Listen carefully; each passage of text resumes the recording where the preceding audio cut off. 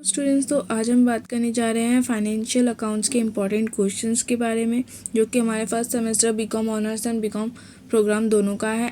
ठीक है, तो इसमें हमारे जो इम्पॉर्टेंट क्वेश्चंस है वो हमारे accounting principles and concepts and convention में हमारे जो इम्पॉर्टेंट है सबसे ज़्यादा वो है हमारे convention of materiality, full disclosure and matching principal. ठीक है, इसमें अगर क्वेश्चन आ गया 3 मार्क्स का 4 मार्क्स का क्वेश्चन आ जाता है। ठीक है, देन उसके बाद हमारा डेफिड revenue expenditure and it's difference with capital expenditure. ठीक है, और हमारा AS2, AS6, AS9 आ जाता है। देन हमारा IFRS, ये हमारा इम्पॉर्टेंट है। ठीक है, देन उसके बाद हमारे need, importance and advantages of accounting standards. ठीक है, फिर ये क्वेश्चन अगर आए तो इसमें से आता है, पर हमारे कुछ कभी कभी क्या होता है, कमेंट्स वगैरह आ जाता है कि ट्रू, मतलब बताओ कि ये कोई स्टेटमेंट दे दी, बताओ इसमें से कौन सा प्रिंसिपल हमने वो किया है, रिवोक किया है। ठीक है, कौन सा कन्वेंशन यहाँ पे लग रहा है, वो सब बताना आ जाता है। ये कौन सा अकाउंटिंग स्टैंडर्ड यहाँ पे यूज़ होगा, ये ऐसे क्वेश्चन पूछ लेते हैं। ठीक है, तो ऐसे छोटे छोटे क्वेश्चन भी पूछ लेते हैं उसमें। तो उसके लिए तो आपको सारे के सारे प्रिंसिपल, कॉन्सेप्ट्स, कन्वेंशन और सारे के सारे अकाउंटिंग स्टैंडर्ड्स आपको पता होने चाहिए। ठीक है, देन IFRS हमारा इम्पॉर्टेंट है। ठीक है, IFRS का बहुत ज़्यादा इम्पॉर्टेंट है ये। देन उसके बाद हमारा need, importance and advantages of accounting standards. Then हमारा what's revenue and condition to be satisfied in sales of goods transaction. यहाँ पे आएगा रेवेन्यू रिकॉग्निशन। यहाँ पे मैं लिख देती हूँ रेवेन्यू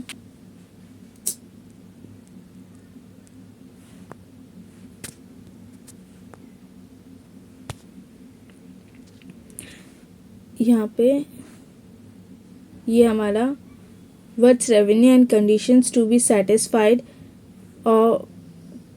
फॉर रेवेन्यू रिकॉग्निशन।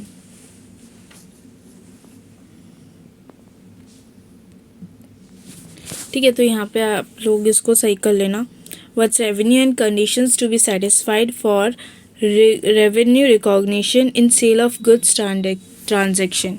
ठीक है, यहाँ पे देन उसके बाद हमारे डेप्रिसिएशन का एक क्वेश्चन आता है, जिसमें हमारा मशीनरी अकाउंट बनाना होता है, प्रोविजन फॉर डेप्रिसिएशन अकाउंट बनाना होता है, या फिर ऐसा क्वेश्चन आता है जिसमें हमें चेंज विद रेट्रोस्पेक्टिव इफेक्ट में बताना होता है डेप्रिसिएशन का। पहले कुछ और मेथड यूज़ हो रहा था, पहले कुछ और परसेंटेज यूज़ हो रहा था। ठीक है, तो अब चेंज हो गया, तो उसका रेट्रोस्पेक्टिव इफेक्ट से उसका हमें बताना होता है। ठीक है, देन उसके बाद उसी के भी ऑप्शन में क्वेश्चन आता है कि हमें लीफो फीफो वेटेड एवरेज का पीरियोडिक इन्वेंट्री सिस्टम या फिर परपेचुअल इन्वेंट्री सिस्टम बनाना है, जिससे कि हमें क्लोजिंग इन्वेंट्री निकालनी है। ठीक है, अब या फिर होता है क्या, बी वाले ऑप्शन में ये भी आ सकता है, difference between periodical and perpetual inventory system. ठीक है, या फिर हमारा importance of inventory valuation system. ठीक है, देन उसके बाद हमारा डेप्रिसिएशन में अगर प्रैक्टिकल क्वेश्चन आए तो उसके ऑप्शन में ये आ सकता है, explain the need for depreciation, explain SLM and WDB। वैसे ये आया एक बार ही है, पर मुझे लगा कि इस बार शायद ये आ जाए। ठीक है, गट फीलिंग्स वगैरह तो मैंने इसलिए इसको ले लिया। देन उसके बाद हमारा एक क्वेश्चन आता है जिसमें हमारा फाइनेंशियल स्टेटमेंट्स ऑफ NPO होता है, और उसके ऑप्शन में होता है financial statements of sole proprietorship. ठीक है, फिर उसके बाद हमारा limitation for financial statements from incomplete records. ठीक है, ये एक क्वेश्चन बनता है, या फिर इसका एक प्रैक्टिकल क्वेश्चन बन जाता है। देन उसके बाद हमारा डिपार्टमेंटल अकाउंट का एक क्वेश्चन बनता है, और ब्रांच अकाउंट में से हमारे डेटर्स एंड स्टॉक सिस्टम हमारा सबसे ज़्यादा आता है। ठीक है, और या फिर हमारा डेटर सिस्टम आ सकता है। ठीक है, स्टॉक सिस्टम हमारा उतना नहीं आता है। देन उसके बाद हमारा difference between dependent and independent branch के क्वेश्चन भी एक इम्पॉर्टेंट है। ठीक है, देन उसके बाद हमारा loss of stock under stock and debtors account, explain normal loss and abnormal loss with reference to branch account. ठीक है, तो ये हमारा हमने ऊपर के 4 यूनिट के इम्पोर्टेंट क्वेश्चन बात कर लिए। अब उसके बाद हमारा यूनिट 5 पे बात करता है। तो यूनिट 5 का देखो, अभी तक तो एसओएल में कभी ऐसा नहीं हुआ कि प्रैक्टिकल हुआ हो, ठीक है। पहले ये 100 मार्क्स का एक पूरा मतलब पूरा एक बुक अलग होता था, सब्जेक्ट अलग होता था। इस बार इसको मैच कर दिया है। तो प्रैक्टिकल तो अभी तक नहीं हुआ, अगर हो जाए तो बहुत अच्छी बात है, ठीक है। अगर ना हो तो यहाँ पे तुम्हें दिख रहा होगा कि प्रैक्टिकल जैसे ही क्वेश्चन है, how to create and shut a company, how to create backup and restore, how to create reports and show it, ठीक है, एंड एक्सप्लेन इट। यहाँ पे एक्सप्लेन इट भी आएगा, ठीक है। तो ये हमारे प्रैक्टिकल जैसे क्वेश्चन है, पर इसको आंसर हमें करना है थियोरेटिकली, और थियोरेटिकली में हमें सब कुछ बताना है, हमें स्टेप्स बताने हैं। फिर उसके बाद देखो, जब कंपनी क्रिएट करते हैं तो उसमें क्या क्या भरते हैं हम, फॉर्म वगैरह। फॉर्म में हमारा नाम, इन्फो, एड्रेस, सारा पूरा बताना है, ठीक है। देन उसके बाद क्रिएट कंपनी खोलने के बाद फिर उसके बाद क्या स्क्रीन में क्या क्या शो होता है, वो सब हमें गेटवे ऑफ टैली दिखाता है साइड में, तो उसमें क्या क्या ऑप्शन आते हैं हमारे, वो सब हमें बताना है, ठीक है।